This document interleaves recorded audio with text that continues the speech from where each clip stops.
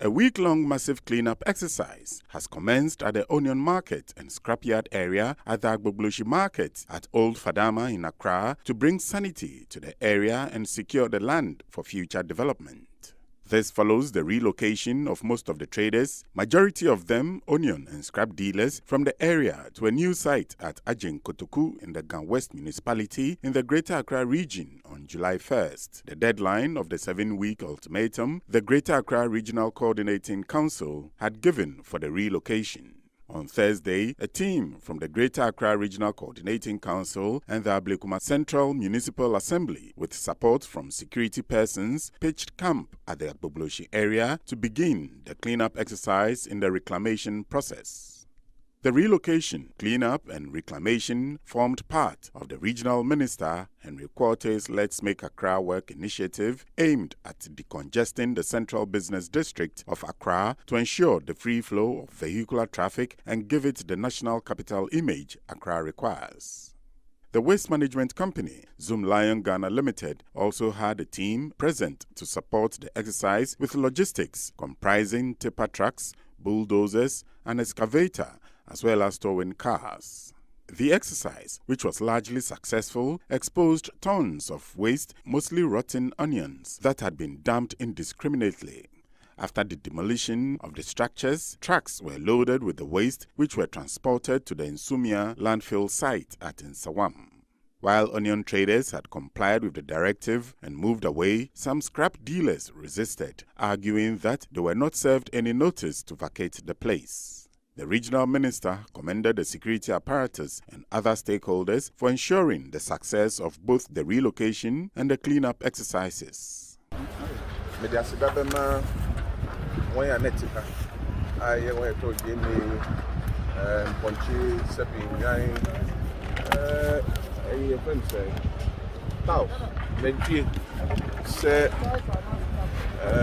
Finally, baby, I want to have our own human.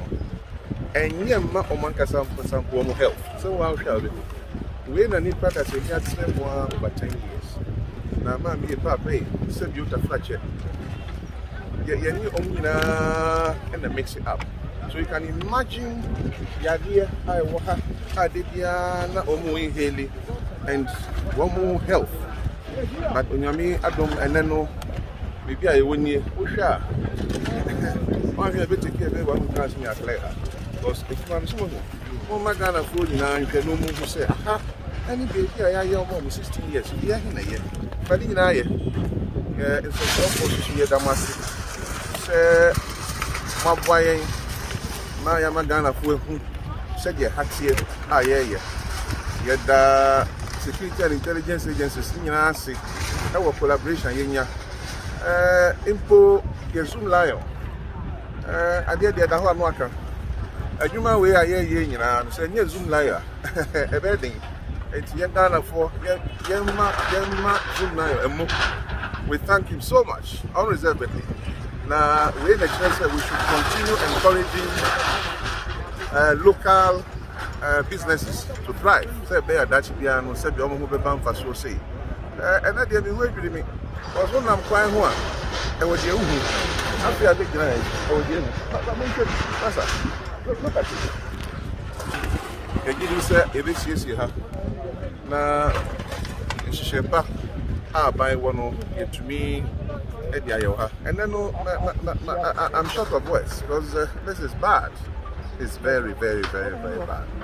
But we can only thank God that today, after 16 years or more, by the grace of God, we have been able to do this. That was it. Henry Quarter said previous governments had in the past unsuccessfully attempted to bring sanity to the area, stressing that with the plan carried through now, there will be no turning back on the decision to clear the area. Now, I'm in Bible said, baby, I do my call.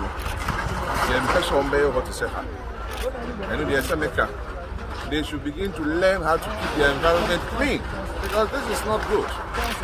And yet,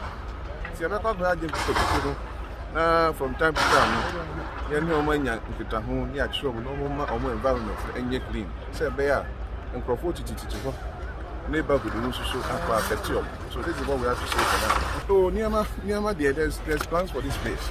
You're clear, you are. You better try walk.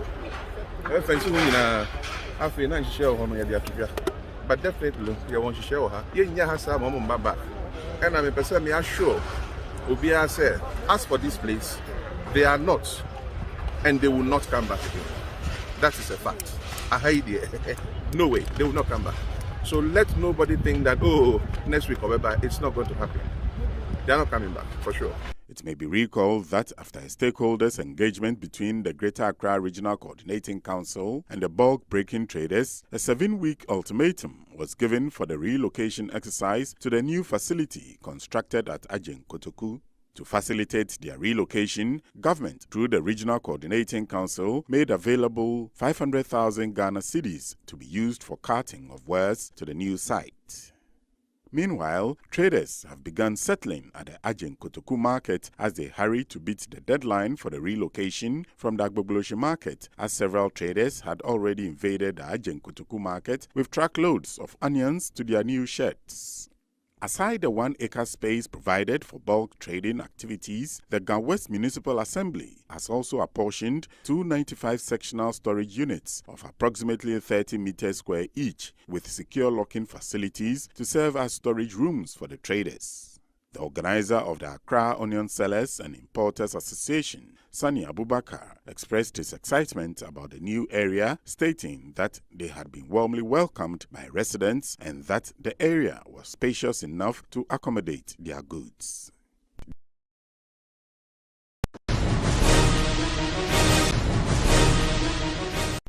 Government is putting in a lot of measures to stimulate job creation in an integrated and inclusive manner throughout the entire gold mining value chain, Vice President Alhaji Dr. Mahamudu Bawumia has indicated. This integrated, inclusive chain will bring together large-scale, small-scale, sustainable community miners as well as other stakeholders such as refiners, purchasers, sellers of jewelry in an effort aimed at increasing the value Ghana derives from her raw materials and also bring clarity on volumes and value of extracted materials. The Vice President shed more light on government's plans when he gave the keynote address at the opening ceremony of the Ghana Gold Expo 2021, a mining policy forum in Takoradi on Thursday. The 2-day forum, which forms part of the Ghana Mining Week 2021, brings together key stakeholders including the Ministry of Lands and Natural Resources, members of the Parliamentary Select Committee on Mining, large and small-scale miners, traditional rulers and members of the diplomatic corps to deliberate and chart a sustainable path for Ghana's gold industry. Speaking on the challenges in the mining sector and measures being put in place to address them, Vice President Bawumia outlined government's intentions for the mining industry. It is well known that the rise in illegal mining, no doubt being fueled by unemployment, but also by the desire of the average community members to have a feel of the minerals. In this regard, government is putting in a lot of measures to stimulate job creation in an integrated and inclusive manner throughout the entire gold mining value chain. Disclosing that artisanal small-scale mining accounts for 50% of Ghana's gold production, Vice President Bawumia said the Bank of Ghana, through the newly introduced gold purchase program, will focus its purchasing attention on the mining sector as it works to strengthen the future macroeconomic management and shore up the city with real gold backing. And the Bank of Ghana has since last month, which is June 2021, began a gold purchase program that will strengthen the future of macroeconomic management and shore up our currency with real gold backing.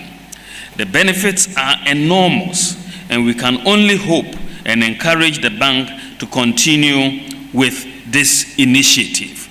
Dr. Bawumia stated the setting up of local refineries will further broaden the market for sustainable mined gold, as the private sector is also being supported to build their capacity and reverse the significant expenditure leaks from the domestic economy through the importation of several tools and equipment which Ghana has the capacity to produce. We are equipping the private sector in ways to fill these leakages and build capacity for such production locally. We are doing this by working closely with industry, academia, the University of Mines, to equip young professionals with skills required to operate competitively in the sector and to perform innovative researches. Dr. Bawumia declared that with all these measures falling into place, the future of Ghana's gold mining sector is bright. I believe with our structured efforts of integrating the mining industry to propel local industries, the entire mining value chain would be ready to create jobs, and we intend to tap into it to develop our economy. Going forward, Ghana cannot and would not continue to be merely exporters of just raw materials to other countries. Zambia will on Friday hold a state funeral for founder and president Kenneth Kaunda, who died aged 97 after being taken ill. Fondly called KK, the former statesman was being treated for pneumonia at a military hospital in Lusaka. The funeral will be held in Lusaka's main showground and will be attended by high-profile individuals and include government representatives, former and incumbent heads of state. Zambia had declared 21 days of mourning for the liberation hero, who ruled from 1964 after the South African nation gained independence from Britain until 1991. In the meantime, the military have been flying his remains to provincial headquarters of the country's 10 regions to give the public an opportunity to pay their last respect. He will be buried on July 7. Foreign dignitaries have started arriving in the Zambian capital, Lusaka, ahead of founder and president Kenneth Kaunda's state funeral on Friday. President Ejalungu, who will lead world leaders at the ceremony, which will include Ghana's president and ECOWAS chairman, President Nana Addo Dankwa Akufo-Addo. Already African Union Commission AUC chairperson Musa Faki Mahamat has arrived in Lusaka accompanied by AU Commissioner for Trade Albert Muchanga. Angolan Vice President Bonito de Sousa also arrived in the country, while more leaders are due to land in Lusaka ahead of KK's official funeral. UK's Minister of State for Africa, James Duddridge, will represent Queen Elizabeth II at the state funeral on Friday. He's expected to visit the family of the late Kaunda on Thursday and sign a book of condolence there. In her message of condolence to Zambian President Ejalungu, Queen Elizabeth said she was greatly saddened by the death of Kaunda. The British Prime Minister Boris Johnson and Foreign Secretary Dominic Raab have also expressed their condolences and sadness at the passing of Kaunda. Kaunda, 97, died on June 17 at the military Mayana Soko Hospital in Lusaka. Kaunda was born on April 28, 1924, the youngest of 8 children of a Church of Scotland minister at Labwa Mission in the remote north of the country. After leading Zambia for 27 years, the faltering economy made her stay unpopular, sparking food riots in the late 1980s. In 1991, he was forced to hold the first multi-party elections after 23 years, which he lost to longtime foe and trade unionist Frederick Chilumba. In his twilight years, Kaunda led a quiet life, mostly staying at home and only occasionally appearing at state functions.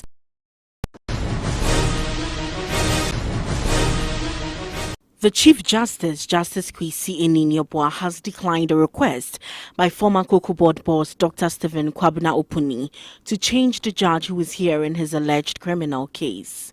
Dr. Opuni, who is standing trial with businessman Seydou Agongo over allegations of causing financial loss of more than 271 million Ghana cedis to the state, accused the presiding judge, Justice Clemens Honyenuga, of being biased. He therefore petitioned the Chief Justice to transfer the case to another judge.